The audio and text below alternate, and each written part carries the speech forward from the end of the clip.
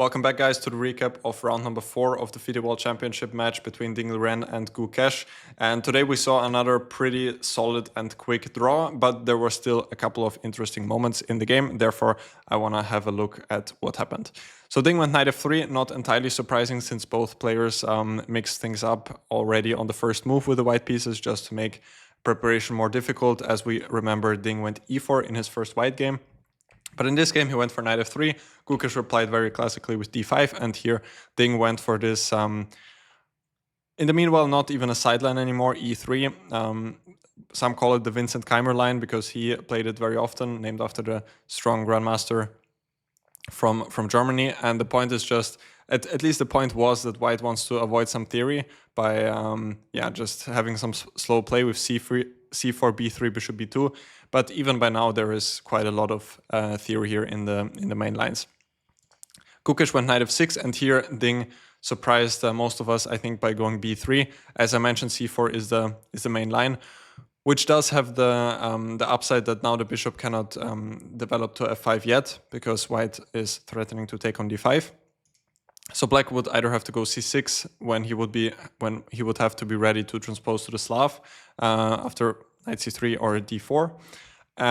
The other move for black is, of course, e6, when now this is what I was mentioning, b3, followed by bishop b2, knight c3, which leads to a very complex game. But here there is already quite a lot of theory, and if black knows his way here, he can force matters. For example, with c5, I think this is one of the ways, and Gukesh surely had something in mind here.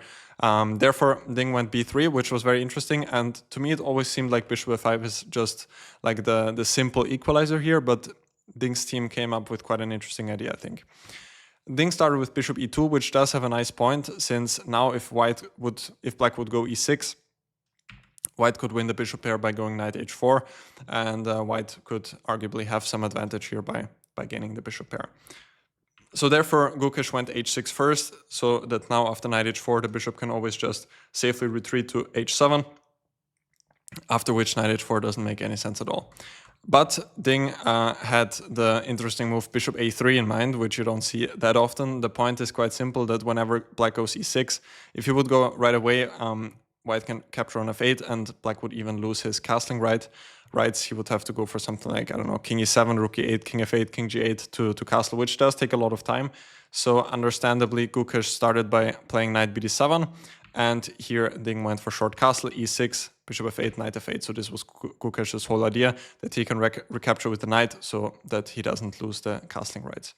Ding went c4, still being in preparation here, and after knight 8d7, he spent already 20 minutes, which was very surprising to me, since black played very logical moves and also good moves. He was basically following the top line by the engine. So I would have expected him to be still in the book here, and it was somewhat surprising that he spent so much time for knight c3.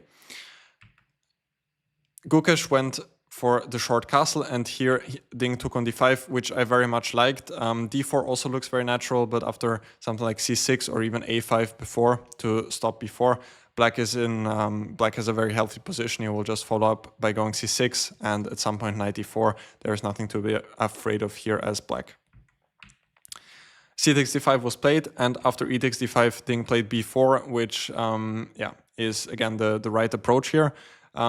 It does lead to some sort of a Karlsbad structure, just that the pawn is still on d2 except for d4, which does make quite some differences actually. If the pawn is already on d4, let's say white goes d4 here, and just this position here, the square on c4 is often weak, and black can even in some cases play something like b5, and the knight can come to c4.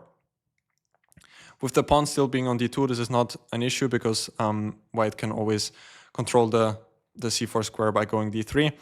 But it does have some similarities with the Karlsbad structure, the main one being that white wants to start a minority attack on the queen side, but there are also some differences.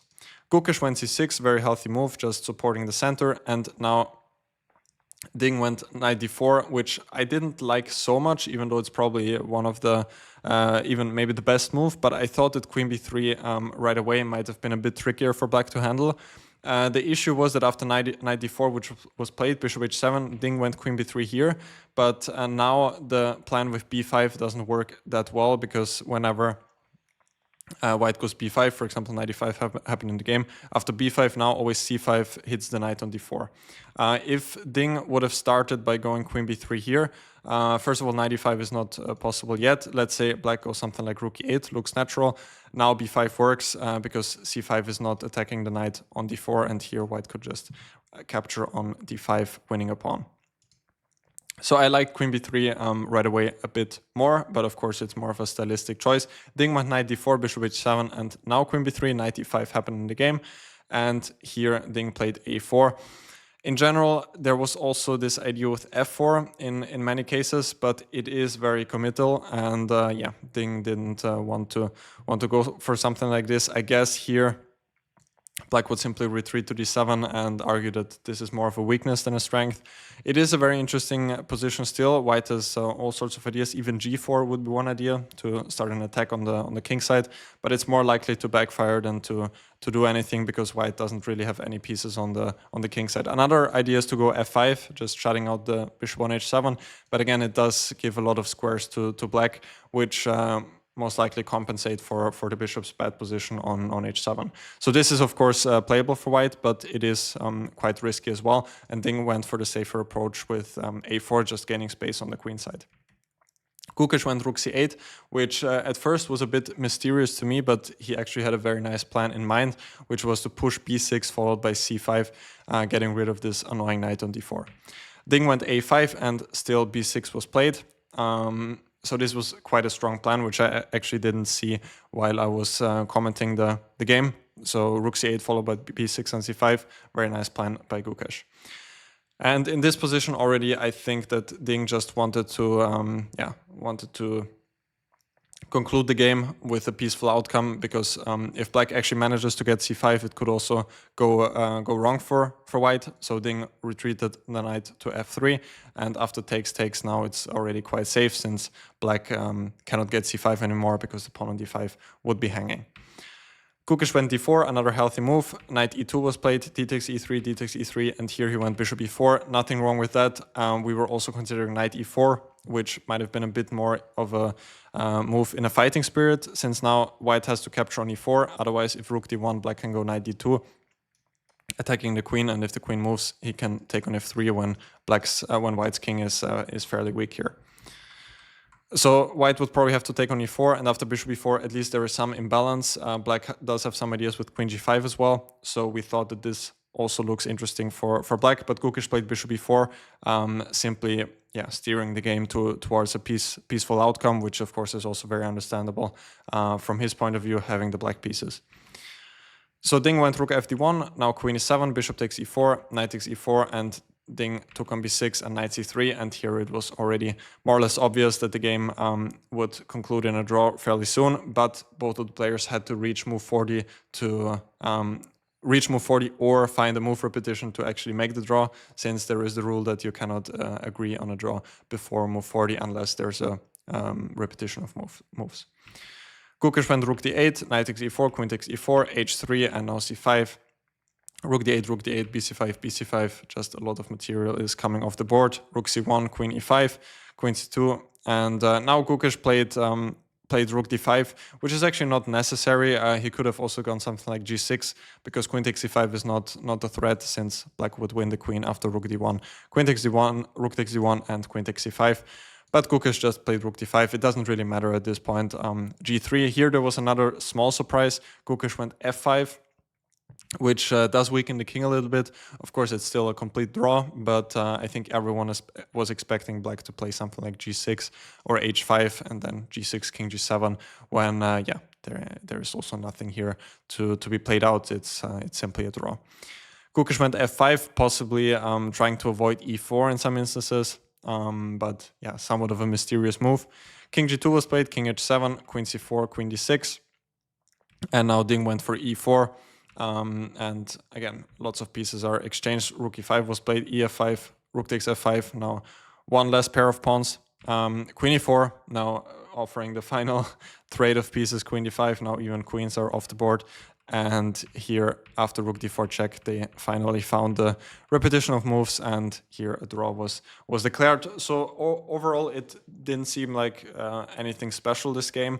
I did really like Ding's opening choice. It was only a little bit mysterious that he actually was already starting to think here after knight c3. Since, as I mentioned earlier, Black played very logical moves and also good objective moves. So I would have expected him to still know the position here. But yeah, I don't know. It's maybe he forgot the lines, or he was trying to recollect some of the move orders.